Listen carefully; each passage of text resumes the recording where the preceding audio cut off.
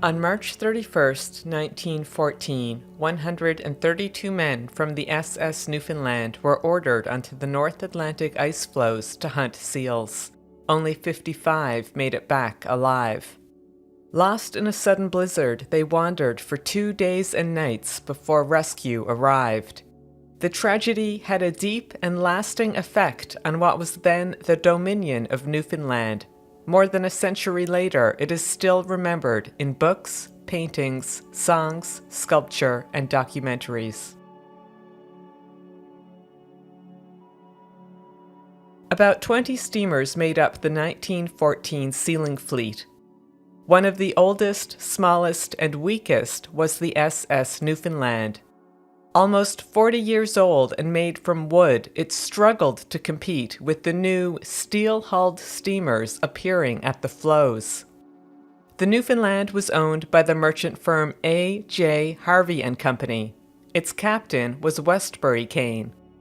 Only 29 years old, he was one of the youngest captains in the fleet. But he had a lot of experience and came from a long line of sealing captains. His father, Abram, was captain of the SS Stefano. It was a large and powerful steel-hulled steamer. Abram Kane was a legend among ice captains. Nicknamed the Admiral of the Fleet, he was widely considered the most successful sealing captain of all time. Westbury was his youngest son.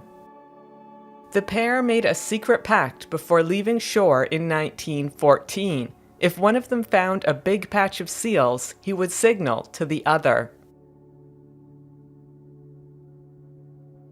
The 1914 season did not start well for the Newfoundland.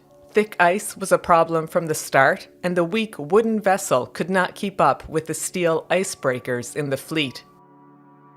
Westbury worried the other ships would beat him to the seal herds and that he would return home empty-handed. But there was a bit of good luck on March 30th when Westbury looked through his spyglass and saw the Stefano about 5 miles away. It's after derrick was raised. That was Abram's secret signal that he had found a big herd of seals. The problem, though, was that the Newfoundland was jammed in the ice and could not move. Worse, a few other steamers were closing in on the Stefano. Their captains would soon spot the seals, too. Only a few hours of daylight remained, and Westbury knew that the other crews would spend it hunting seals.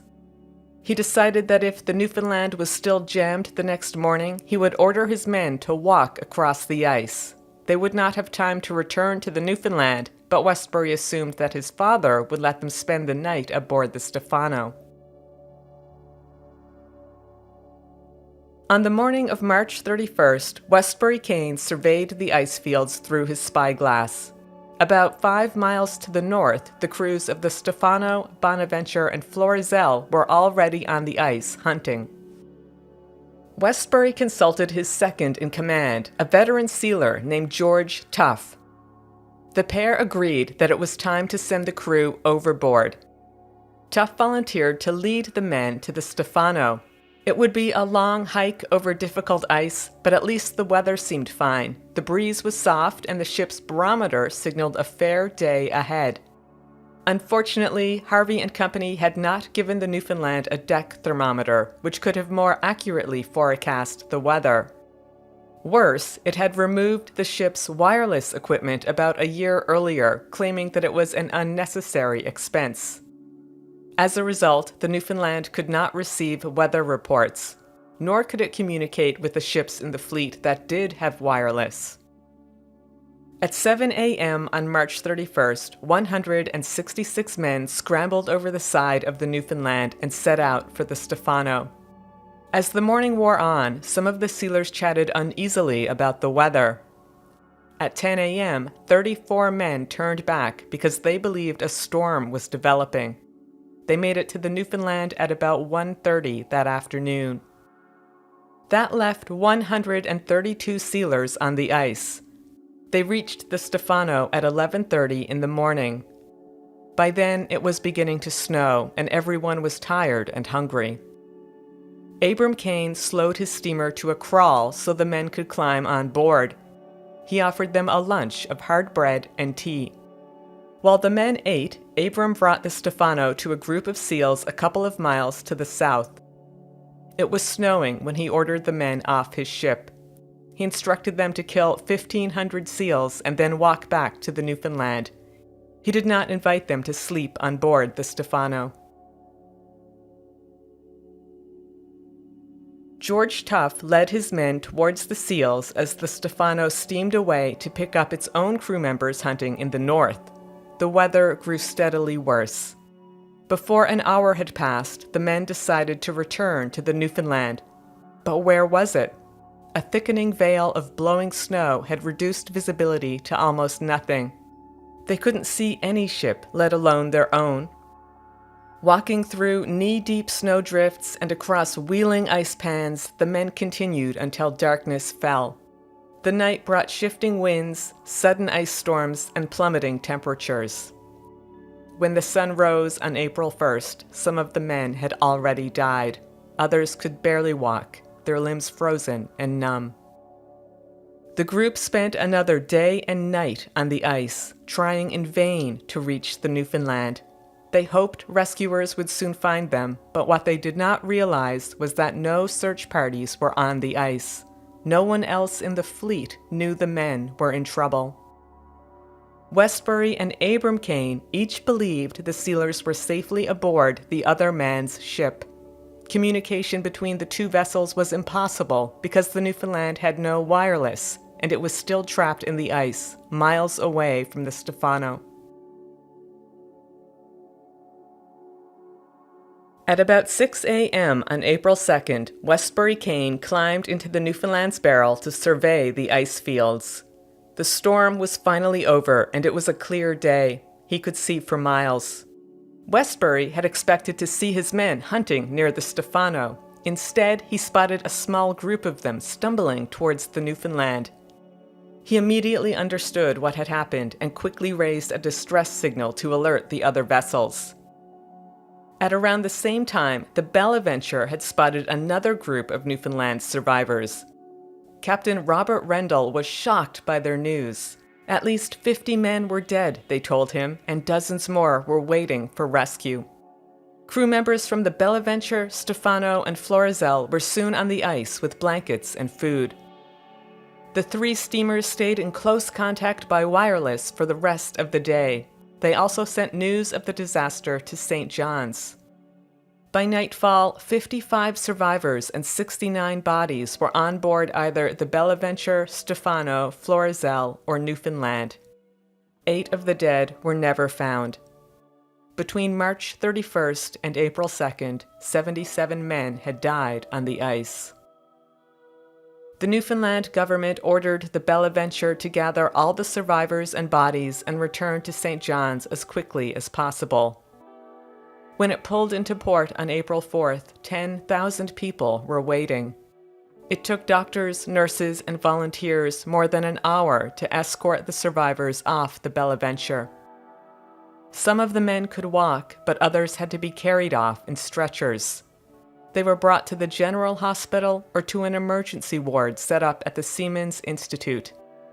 The death toll increased to 78 2 weeks later when John Keels died from his wounds.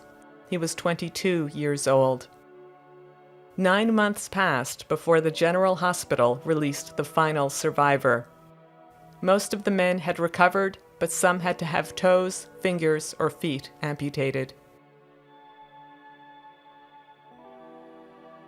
The Newfoundland disaster sent shockwaves through the population. Newspapers reported extensively on the tragedy, and photographs of the survivors and search parties circulated widely. People began to question how the industry treated its workers. They wondered how such a tragedy could have occurred in the first place, and they wanted assurances that nothing like it would happen again. Widespread calls for an investigation prompted the government to establish 2 formal inquiries in the coming months. A magisterial inquiry convened on April 7th. It was followed by a more elaborate commission of inquiry later that year. Dozens of witnesses testified, including survivors, rescuers, captains, and the directors of the merchant firms that owned the vessels.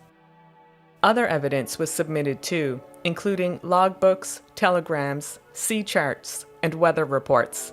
Everything was reported in the press, giving the public an unprecedented look at the sealing industry. The survivors' stories and insights were particularly gripping. Some blamed Captain Abram Kane for ordering them off the Stefano. Others pointed a finger at Westbury. A few even criticized George Tough. The merchant firm that owned the Newfoundland received harsh criticism for removing the ship's telegraph equipment. Many of the captains and sealers agreed that wireless would have prevented the disaster entirely. The Newfoundland government was under intense pressure to act. In 1914, it made wireless equipment mandatory on all sealing vessels. Later legislation required merchant firms to financially compensate the dependents of anyone injured or killed while working on one of their vessels. The greatest change came in 1916 when the government implemented many of the Commission's recommendations. Ice captains could no longer order their men to hunt after dark or in stormy weather. If sealers were on the ice after dark, their ships had to sound their whistles regularly. Steamers also had to be equipped with emergency signal rockets and lifeboats. Although no longer part of our living memory, the 1914 sealing disaster still resonates in Newfoundland and Labrador. It has given rise to some of the province's finest and most important artworks, including a series of etchings by the acclaimed artist David Blackwood, a book by Cassie Brown, and a statue by Morgan MacDonald. Created in 2014 to commemorate the disaster's 100th anniversary, the bronze sculpture sits outside the Sealers Memorial and Interpretation Center at Elliston, a historic sealing community that lost 8 men to the disaster.